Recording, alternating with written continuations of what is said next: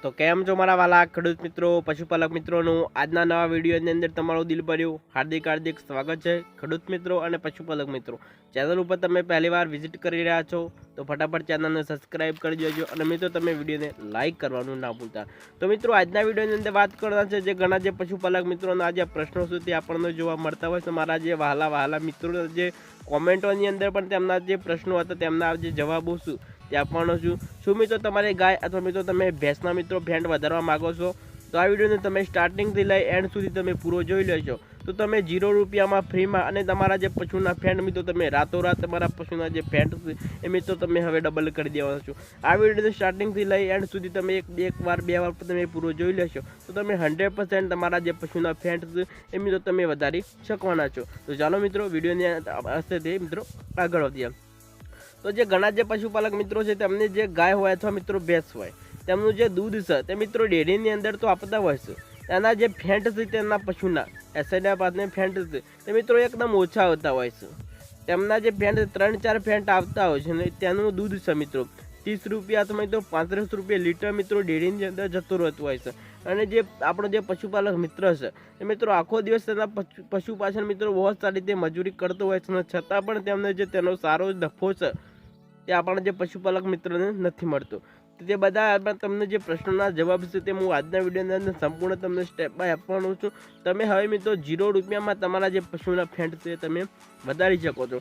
જ્યારે મિત્રો આપણે ડેરીની અંદર દૂધ આપીએ છીએ તો એના છતાં પણ આપણને જે સારો તેનો નફો છે તે આપણને નથી મળતો। એના લીધે તો આપણા જે છાશ બનાવીને આપણા ઘરે જ ના ખાવી, આવા જે મનની અંદર જે પ્રશ્નો છે તે આપણને વારે ઘડીએ છે તે ઉમટાતા હોય છે। તો વાત કરું તો જે ઘણા જે પશુપાલકો મિત્રો જે માર્કેટમાંથી અલગ અલગ દવાઓ લાયા છતાં પણ તેમના જે પશુનું આપી છતાં પણ મિત્રો તેમના ફેંટ છે તે હજુ સુધી નથી વધ્યા। તમે ઘણી બધી અલગ અલગ તેમને જે પશુ આહાર આપ્યા, ઘણી બધી તમે અનાજ પણ આપતા હશો, લીલો ચારો પણ તમે આપતા હશો, સૂકો ચારો પણ તમે આપતા હશો, તો પણ મિત્રો તમારા ફેંટ નથી વધી રહ્યા। હવે મિત્રો તમારા જે ફેંટ વધારવાની જે ક્રિયા છે એ મિત્રો હવે તમારા હાથની અંદર છે। તમારા મિત્રો તમે હાથે જ તમારા પશુના ફેંટ છે તમે વધારી શકશો। જ્યારે મિત્રો તમે તમારા પશુનું મિલ્કિંગ કરી રહ્યા હોય તે સમયની અંદર તમે ફેંટ વધારી શકવાનો છો। એટલા માટે મિત્રો તમને કહું છું કે આ વિડીયો તમે સ્ટાર્ટિંગથી લઈ એન્ડ સુધી તમે પૂરો જોઈ લેશો તો તમે 100% તમારા જે પશુના ફેંટ મિત્રો 3-4 ફેંટ આવતા હતા તમે આસાનીથી તમે ડબલ કરી શકવાનો છો। એ બધી વાતો શું તે આજના વિડીયોની અંદર હું તમને સ્ટેપ બાય માહિતી સાથે આપવાનું છું। અને તમે ચેનલ ઉપર પણ તમે પહેલીવાર વિઝિટ કરી રહ્યા હોય તો ફટાફટ ચેનલને સબસ્ક્રાઈબ કરી દેજો અને મારા વહાલા મિત્રો એક લાઇકનું બટન તમારા ચૌહાણ જગદીશજી માટે દબાવવાનું ના ભૂલતા। તમે જો મિત્રો જ્યારે મિત્રો તમારે જે મિલ્કિંગ કરવાનો સમય થઈ ગયો છે તેના જ પહેલાં મિત્રો આ 3-4 કામ છે તમારે કરી લેવા પડશે। જે ઘણા જે પશુપાલક મિત્રો આ પણ ભૂલ કરતા હોય છે, જ્યારે મિત્રો તેમને મિલ્કિંગ કરવાનો સમય થઈ ગયો હોય અથવા મિત્રો તમે 5 વાગે તમારો ગાય હોય અથવા ભેંસનું તમે મિલ્કિંગ કરતા હોય અથવા મિત્રો તમે 6 વાગે કરતા હોય, જે ઘણા પશુપાલક મિત્રો આ પણ ભૂલ કરતા હોય છે, 5 વાગે મિલ્કિંગ કરતા હોય છે અને 4 વાગે તેના પશુને તેની આગળ છે તે પાણી પી દેતા હોય છે। તેના લીધે પણ જે તમારા જે પશુના ફેંટ છે એ મિત્રો ક્યારેય પણ વધી નહીં શકે। આવી બધી ભૂલો તમારે કરવાની બંધ કરી દેશો તો તમારા પશુને તમે 100% ત્યાર પછી તમે ફેંટ ડબલ કરી શકવાનો છો। ત્યાર પછી મિત્રો હવે તમને આગળની બીજું પણ તમે આ કામ કરશો જ્યારે મિલ્કિંગ કરતા હોય તે સમયની અંદર ત્યારે પણ મિત્રો તમારા ફેંટ છે તમે ડબલ કરી શકવાનો છો। જ્યારે મિત્રો આપણે મિલ્કિંગ કરવાનો સમય થઈ ગયો છે, જ્યારે મિત્રો તમે વાછરડું અથવા કોઈ પણ મિત્રો પાડી હોય તમે છોડીશો બરાબર, જ્યારે હવે મિલ્કિંગ કરવા તમે બેસવાની તૈયારીમાં છો બરાબર, તેના જે આગળનું દૂધ છે બધા આચરણની અંદર મિત્રો જમા થયેલું દૂધ જ્યારે આપણા પશુએ કમ્પ્લીટ પાળો વાળી દીધો બરાબર, ત્યાં બધા આચરણમાંથી મિત્રો તમારે થોડું 100 ગ્રામ અથવા મિત્રો 150 ગ્રામ તમારા મિત્રો તે આગળનું દૂધ છે તે મિત્રો તમારે અલગ લઈ લેવાનું છે।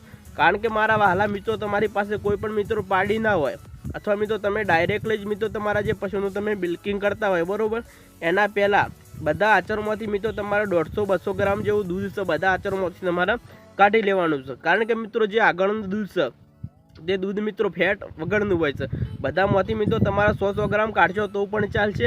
એ દૂધ છે તે મિત્રો આપણે એક બાદ સાઈડમાં મૂકી દેવાનું છે અને ત્યારે પછી મિત્રો એ બધું દૂધ છે એ મિત્રો આપણે એક જ વાસણની અંદર કાઢી લેવાનું છે। આગળનું દૂધ જ મિત્રો તમારે ખાલી અલગ કરી દેવાનું છે અને જે છેડીનું અને આ બધું દૂધ એક જ વાસણની અંદર કાઢી લેવાનો છે. તમારે આ લીધા પણ તમારા જે ફેન્ટ છે એ નથી વધતા.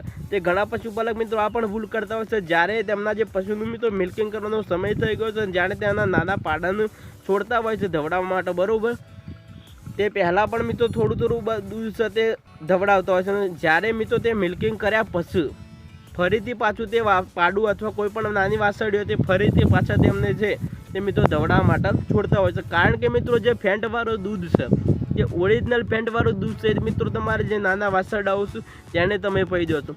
કારણ કે મિત્રો ફેન્ટ ભરેલું દૂધ છેલ્લે આંચળની અંદર હોય છે.